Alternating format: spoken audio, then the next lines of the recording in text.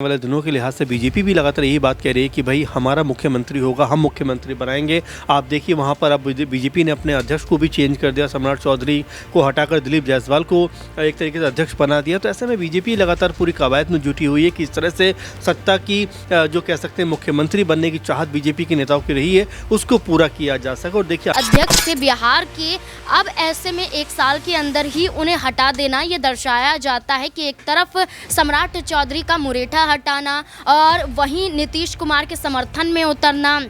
लेकिन जब बिहार को विशेष राज्य दर्जे दिलाने की मांग की जाती है तो वही सम्राट चौधरी जो नीतीश कुमार के समर्थन में उतर रहे थे वो नीतीश कुमार के खिलाफ हो जाते हैं। ये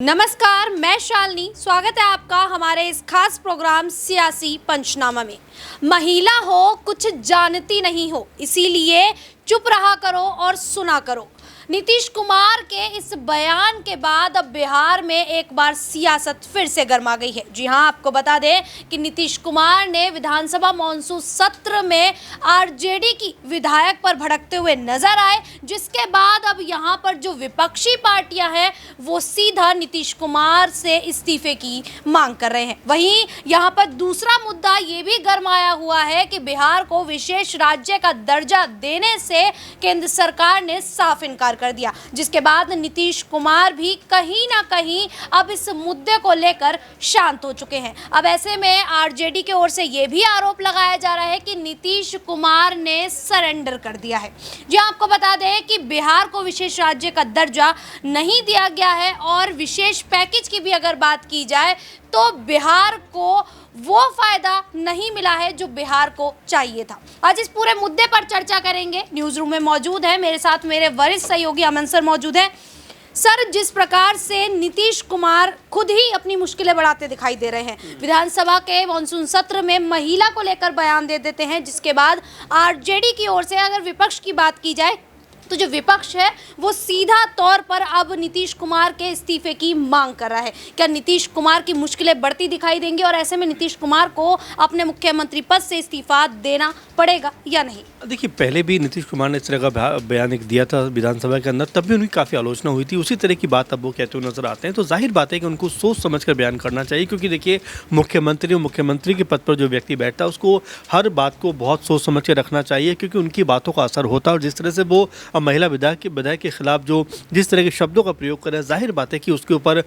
बिल्कुल बीजेपी के जो लोग हैं, जेडीयू के जो लोग हैं, वो भी इत्तेफाक नहीं रखें, क्योंकि जिस तरह से वो महिला को कह रहे हैं कुछ नहीं जानती हो, बैठ जाओ, और इस तरह की बात वो कहते हुए नजर आते हैं। इसके अलावा ललन सिंह ने भी जिस तरह से राबड़ी देवी को लेकर बात कही, वो भी अपने आप में एक ऐसी चीज़ को कहीं ना कहीं सामने लेकर आती है जो अभी तक सोच बना कर रखी है महिलाओं के प्रति। वही सोच का एक कह सकते हैं कि नमूना यहाँ पर दिखाई पड़ता है कि जब इस तरह की भाषा का प्रयोग किया जाता है तो जाहिर बात है कि सत्ता के कह सकते हैं ऐसे उच्च पायदान पर बैठने के बाद भी अगर इस तरह की सोच निकल कर सामने आएगी तो ये मंशा बताती है, जाहिर करती है कि महिलाओं को आगे बढ़ते हुए देखना है, महिलाओं के जिस तरह से विधानसभा में उनकी भागीदारी उसको कोई बहुत तवज्जो नहीं देने का मन नीतीश कुमार का करता है। क्योंकि इससे पहले भी कई बयान ऐसे हैं जिसको लेकर खुद बीजेपी ने उनकी कह सकते हैं घनघोर आलोचना की है। तो ऐसे में नीतीश कुमार या ललन सिंह ने जिस तरह के शब्दों का प्रयोग किया है, महिलाओं के लिए कम से कम ऐसे शब्दों का प्रयोग नहीं किया जाना चाहिए। तो सर, ऐसा कहा जा सकता है कि आने वाले जो विधानसभा चुनाव हैं 2025 में, उसमें मुख्यमंत्री नीतीश कुमार जो हैं वो इस बार अपनी गद्दी से हाथ धो बैठेंगे? देखिए, जाहिर बात है कि आने वाले दिनों के लिहाज से बीजेपी भी लगातार यही बात कह रही है कि भाई हमारा मुख्यमंत्री होगा, हम मुख्यमंत्री बनाएंगे। आप देखिए वहाँ पर अब बीजेपी ने अपने अध्यक्ष को भी चेंज कर दिया, सम्राट चौधरी को हटाकर दिलीप जायसवाल को एक तरीके से अध्यक्ष बना दिया। तो ऐसे में बीजेपी लगातार पूरी कवायद में जुटी हुई है कि इस तरह से सत्ता की जो कह सकते हैं मुख्यमंत्री बनने की चाहत बीजेपी के नेताओं की रही है, उसको पूरा किया जा सके। और देखिए आने वाले दिनों में जब सीट बंटवारा होगा तो जाहिर बात है कि बीजेपी की ज़रूर कोशिश होगी कि कम से कम 120-25 सीटों पर चुनाव लड़ा जाए, ताकि अगर 100+ सीटें भी उनके पास आती हैं तो मुख्यमंत्री बनने का रास्ता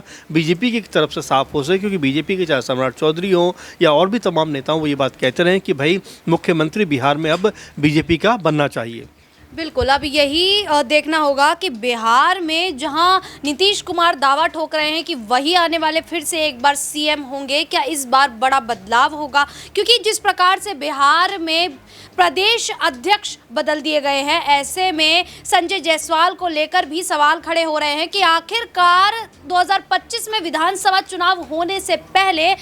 प्रदेश अध्यक्ष को क्यों बदला गया है। कहा यह जा रहा है कि जब बिहार में जाति जनगणना हुई थी तो उसके बाद देखा गया था कि जो दिलीप जायसवाल है वो वैश्य वर्ग से आते हैं और वहाँ पर 36% से ज़्यादा जो समुदाय है वो वैश्य का है। तो कहीं ना कहीं इस वोट बैंक को साधने के लिए बीजेपी ने जायसवाल को प्रदेश अध्यक्ष बनाया है। नाज़मीन से जानने की कोशिश करेंगे। नाज़मीन, क्या लगता है विधानसभा चुनाव आने से पहले ही प्रदेश अध्यक्ष का बदल जाना, क्या बिहार की राजनीति में कोई बड़ा फेरबदल होने वाला है? देखिए, बिल्कुल जैसा कि आपने शुरुआत में ही कहा कि दिलीप जायसवाल जो हैं, जो बिहार में प्रदेश अध्यक्ष भारतीय जनता पार्टी के चुने जा चुके हैं, वो पिछड़े वर्ग से आते हैं और ऐसे में जाति आधारित राजनीति भारतीय जनता पार्टी हमेशा से करती हुई नजर आती है। जहां बिहार में जातीय जनगणना नीतीश कुमार के बलबूते पर होता है, उस आधार पर जब महागठबंधन की सरकार बिहार में थी तो नीतीश कुमार ने केंद्र सरकार पर हमला साधा था कि भारतीय जनता पार्टी, मोदी सरकार देश भर में जातीय जनगणना इसलिए नहीं करवाना चाहती क्योंकि उनकी ही कमियां यहां पर उजागर हो जाएंगी कि आपने कितने प्रतिशत किस वर्ग को आरक्षण दिया है, क्या नौकरियों में, क्या रोजगार में उन वर्ग के लोगों को यहां पर सुविधा मिल रही है कि नहीं मिल रही। तमाम मुद्दों के जरिए नीतीश कुमार ने जातीय जनगणना के आधार पर मोदी सरकार को उस वक्त घेरा था, लेकिन आज वही मोदी सरकार, या कहें कि बिहार में भारतीय जनता पार्टी जाति आधारित राजनीति करती हुई नजर आ रही है। पिछड़े वर्गों को साधने की पूरी कोशिश है। जिस तरीके से अगर हम कहें 2023 में 5 राज्यों में विधानसभा चुनाव थे, उस दौरान भी आप ये देखिए कि भारतीय जनता पार्टी मध्य प्रदेश में यादव समुदाय को साधने के लिए, मध्य प्रदेश में बात करें तो यहाँ पर कई ऐसे वर्गों को साधने के लिए भारतीय जनता पार्टी ने यहाँ पर एक बड़ा काम किया। लाडली बहना योजना के जरिए भी यहाँ पर मुद्दा उठाया गया। शिवराज सिंह चौहान की बात करें, जो खुद अल्पसंख्यक कैटेगरी से आते हैं, उन्हें आगे किया गया और उनके बलबूते पर चुनाव मध्य प्रदेश में जीता गया, लेकिन उसके बाद मुख्यमंत्री बदल दिया जाता है। तो आप ये देखिए कि जहाँ सम्राट चौधरी प्रदेश अध्यक्ष थे बिहार के, अब ऐसे में 1 साल के अंदर ही उन्हें हटा देना, ये दर्शाया जाता है कि एक तरफ सम्राट चौधरी का मुरेठा हटाना और वहीं नीतीश कुमार के समर्थन में उतरना।